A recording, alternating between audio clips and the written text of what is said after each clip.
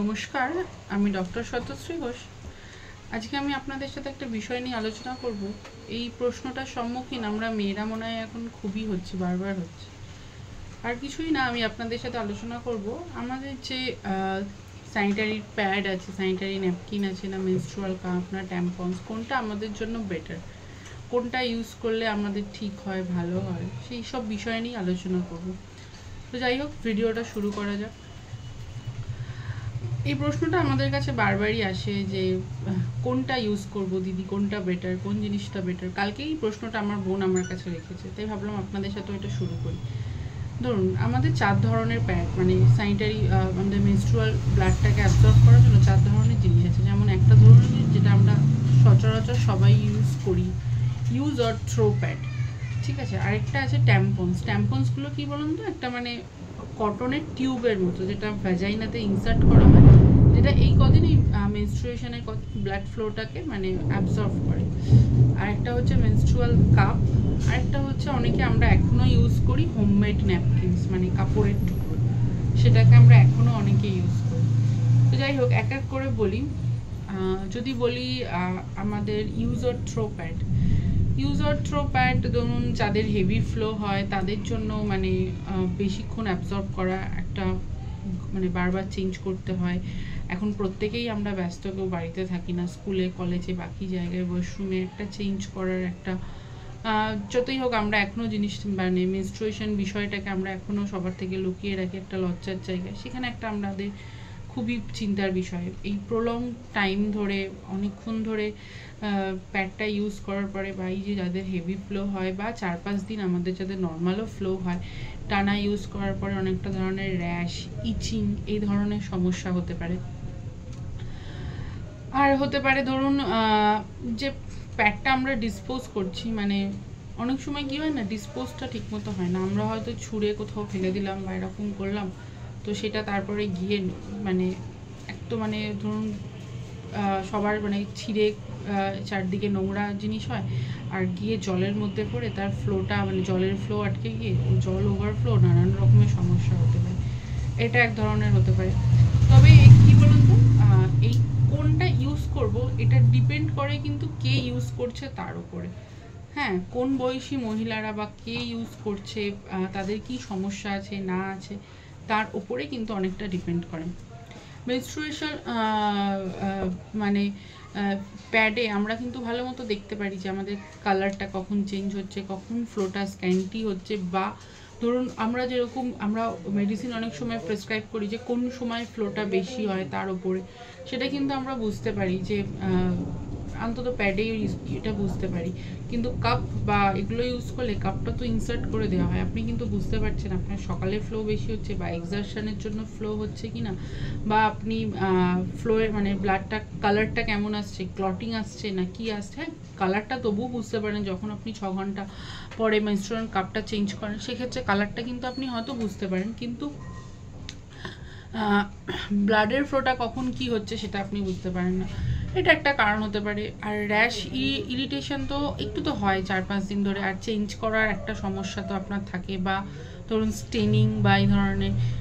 তবে এটা বলতে পারি মানে আমাদের একটা তো শুধু মানে ব্লাডের কালারটা না, মানে আমাদের ব্লাডটা কেমন আসছে। অনেকেরই কিন্তু মানে ধরুন মেনস্ট্রুয়েশন ব্লাডটা জামা কাপড়ে যদি স্টেন করে, সেটা কিন্তু দাগটা সহজে উঠতে না, তখন কিন্তু আমরা একটু মানে আমরা ডাক্তাররা একটু মেডিকেলি তখন অন্যরকম কিছু চিন্তা করি যে কেন তার ফ্লোটা কেমন হচ্ছে, যে স্টেনটা সহজে উঠতে কেন চাইছে না। তো এটা একটা রকম চেঞ্জ করতে পারি। এবার আসি মেনস্ট্রুয়েশন কাপের কথায়। যেটা মেনস্ট্রুয়েশন কাপ আমরা বলছি, এটাও কিন্তু আমাদের 12 ঘন্টা ইন্টারভ্যালে চেঞ্জ করতে হবে। মেনস্ট্রুয়েশন প্যাড আপনি মানে যেটা স্যানিটারি ন্যাপকিন বা প্যাড, সেটা আপনারা 4 থেকে 6 ঘন্টা বাদে চেঞ্জ করেন, কিন্তু মেনস্ট্রুয়েশন কাপটা আমার মনে হয় 12 ঘন্টা বাদে চেঞ্জ করা উচিত। মানে আর যদি তার মধ্যে তো ফ্লো হয়ে যায়, তো তার মধ্যে তো চেঞ্জ করা মানে কম। হ্যাঁ, এমনি আমরা বলি যে কাপেতে আমাদের টক্সিক সব সিনড্রোম, বা যেটা এই যে রিপিটেড মানে ব্যাকটেরিয়াল ইনফেকশন বাকিগুলো থেকে হয়, সেখানে চান্স কম বা ইনফেকশনটা কম। তবু হ্যাঁ, যদি আপনি কাপটা ঠিক সাইজের না পড়েন, যদি কাপটা ধরুন কাপের সাইজ হয়, কাপের সাইজটা কীরকম হয়, ধরুন যে কাপের সাইজটা ডিপেন্ড করে 3টে জিনিসের উপর। একটা হলো বয়স, আপনার বয়সটা কেমন। এটা লেন্থ অফ সার্ভিক্স আর আপনার প্রিভিয়াস ভেজাইনাল বার্থ। যদি আপনার আগে ভেজাইনাল ডেলিভারি হয়, মানে নর্মাল ভেজাইনাল ডেলিভারি হয়, তাহলে কিন্তু আপনার বড় সাইজের কাপ বা বয়সে 30-এর পরে একটু বড় সাইজের কাপের আপনার দরকার পড়তে পারে। তার আগে কিন্তু এই সাইজের কাপের দরকার পড়ে না। হ্যাঁ, যে আর 12 ঘন্টা পরে কাপটা চেঞ্জ করা তো উচিত। আর কাপটা যদি ওভারফ্লো হয়ে যায় তারপরেও কিন্তু এটাকে চেঞ্জ করা খুব উচিত, চেঞ্জ করার দরকার। তো আর একটা জিনিস ধরতে পারেন, ইনফেকশন কিন্তু কাপ ইউজ করলেও হয়। যদি আপনি আপনার প্রপার সাইজের কাপ ইউজ না করেন, আপনার কিন্তু মানে যদি খুব বড় সাইজের কাপ ইউজ করেন, কাপটা কিন্তু আপনার ইউরেথ্রাকে পার্মানেন্টলি মানে একটা প্রেস করে রাখছে। যে কদিন আপনি কাপটা ইউজ করছেন সেটা থেকে কিন্তু একটা ইউরিনে ইনফেকশন হওয়ার চান্সটা থেকেই যাচ্ছে। আর তোর অনেকের ক্ষেত্রে অনেকের একটা ভুল ধারণা আছে যে যারা অল্প বয়সী মেয়েদের ক্ষেত্রে কি এটাতে হাইমেন রাপচার হতে পারে বা না, কখনো কাপেতে হাইমেন রাপচার হয় না। হাইমেন রাপচার আপনার সেক্সুয়াল ইন্টারকোর্স ছাড়াও, মানে খুব সাইক্লিং বা খুব জোরে পড়ে গেলে বা এরকম কোনো ক্ষেত্রেও কিন্তু আপনাদের হাইমেন রাপচার হতে পারে। বা আরেকটা প্রশ্ন আসে, যদি আপনার আইইউডি পরানো থাকে সেক্ষেত্রে কি কাপ ইউজ করা যায়? হ্যাঁ, কাপ ইউজ করা যায়, তাতে কোনো ইয়ে হয় না। কাপটা সাধারণত সিলিকন তৈরি হয়, তো অনেকের কিন্তু সিলিকন থেকেও কিন্তু স্কিন ইরিটেশন একটা হতে পারে।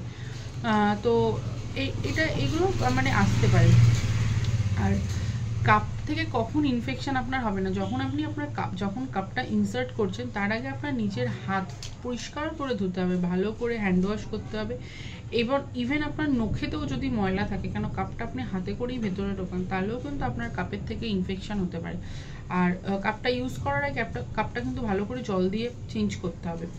আর ইউজ করার আগে, এবার ইউজ করার পরে কিন্তু কাপটাকে জল দিয়ে ধুয়ে এবং স্পেশালি এটাকে একদম ফুটানো গরম জলে এটাকে চুবিয়ে রাখতে হবে। কাপ আপনি রিইউজ করতে পারেন, মানে কাপ কিন্তু একটা কাপ, এটা ডিপেন্ড করে আপনি কোন কাপটা কিনছেন, তারপরে সেটা কতবার ইউজ করা যায় সেটা আপনি দেখে নিতে পারেন। আর যদি একটা জিনিস দেখেন, মানে কাপ ভার্সেস স্যানিটারি প্যাড যদি বলি, স্যানিটারি প্যাডে কিন্তু আমাদের খরচাটা অনেক বেশি। ধরুন একটা পুরো সাইকেলে আমাদের অনেকের মানে পার ডে আমাদের সবারই 2, 3, 4 করে তো লেগেই যায়। তো 4 দিনে অলমোস্ট মানে 12-13টা শেষের দিকে গিয়ে একটু ফ্লো কম হয়ে যাওয়া, তো সেখানে মানে স্যানিটারি প্যাডের খরচটা একটু বেশি। সেই তুলনায় একটা কাপ আপনি রিইউজ করতে পারেন বা 2টো কাপ কিনে মানে সেটাকে চেঞ্জ করলে সেই তুলনায় খরচটা একটু কম হয়। আর মানে ডিসঅ্যাডভান্টেজ যদি বলি, আপনি যদি প্রপারলি কাপটাকে মানে ঠিকভাবে পুট করতে না পারেন প্রপার জায়গায়, সেটা আপনার একটা মেসি মানে একটা ইরিটেশন হয়, মানে আর মনে হয় আপনি কী করে এটাকে ইনসার্ট করবেন বা কী করে এটাকে রিমুভ করবেন। আর মানে প্রপার জায়গায় মানে জিনিসটাকে বোঝাতে পারছেন কিনা। আর ওটাই বললাম, অনেক ক্ষেত্রে কিন্তু একটা অ্যালার্জি হতে পারে সিলিকন থেকে বা রাবার থেকে, যাদের অ্যালার্জি হয় সেক্ষেত্রে, বা একটা ভ্যাজাইনাল ইরিটেশনের ক্ষেত্রে আপনার হতে পারে। আর একটা যেটা বললাম কাপের ডিসঅ্যাডভান্টেজ, তো বিগ কাপটা মানে আপনার ইউরেথ্রাকে প্রেস করে দিয়ে সেটাতে ইউরিনারি ইনফেকশন হতে পারে। যাই হোক, আবারও বলছি, কাপ কি স্যানিটারি প্যাড কোনোটা, তবে হ্যাঁ এই যেটা স্যানিটারি যেটা আমরা এখনও অনেকে আমরা গ্রামের দিকে বা অনেকে আমরা এখনও অজ্ঞানতার কারণে যেটা হোমমেড ন্যাপকিন মানে কাপড় ইউজ করি, সেটা করবেন না। কেন কাপড়টাতে স্যানিটারি প্যাডগুলো সেইভাবে তৈরি করা হয় অ্যাবজর্ব করার, কাপড়ে আপনি বুঝতেও পারেন না। আর কাপড় বারবার রিইউজ করেন, সেটাকে প্রপারলিভাবে রিইউজ করলে তবেই কিন্তু আপনি ইউজ করবেন। তো এটা আবারও বলছি, আপনি যেটাতে সুবিধা বোধ করবেন, আপনার যেটাতে ভালো লাগবে সেটাতে কিন্তু আপনি ইউজ করুন। ভ্যাজাইনাল কাপ ইনসারশনটা একটু অন্যরকম, তবে এটা তেমন কোনো ব্যাপার না। এটা দেখে নিলে মানে কাপটা যে বেল শেপের কাপটা হয়, সেটা বড় মুখটাকে ফোল্ড করে ইনসার্ট করলেও এটা খুব একটা অসুবিধা হবে না। আপনি যদি আপনার প্রপার সাইজের কাপ ইউজ করেন তাহলেও কিন্তু কোনো অসুবিধা হবে না। তবে এটা সম্পূর্ণ আপনার ওপর ডিপেন্ড করছে যে কোন জিনিসটা আপনি বেছে নেবেন, যেটাতে আপনার ভালো লাগবে সেটাই বেছে নিন। তবে হ্যাঁ, একটা ছোট্ট টিপস দিতে পারি শেষে, যদি আপনাদের একটা জানেন তো হোমিওপ্যাথি ওষুধ আছে নাক্স মস্টাটা, প্রেশারিস বা কোনো এরকম মানে একটা অন্যরকম সাবস্টেন্স ইনসার্ট করে থাকলে যদি কোনো সমস্যা হয়, সেক্ষেত্রে কিন্তু নাক্স মস্টাটা বা প্রেগনেন্সির সময় অনেকের এক্ষেত্রে সমস্যা হতে পারে। আবারও বলবো, আপনারা নিজেরা বেছে নিন কোনটা ইউজ করবেন। আর সবাই ভালো থাকবেন, সুস্থ থাকবেন। ভিডিওটা কেমন লাগলো কমেন্টসে জানাবেন। নমস্কার।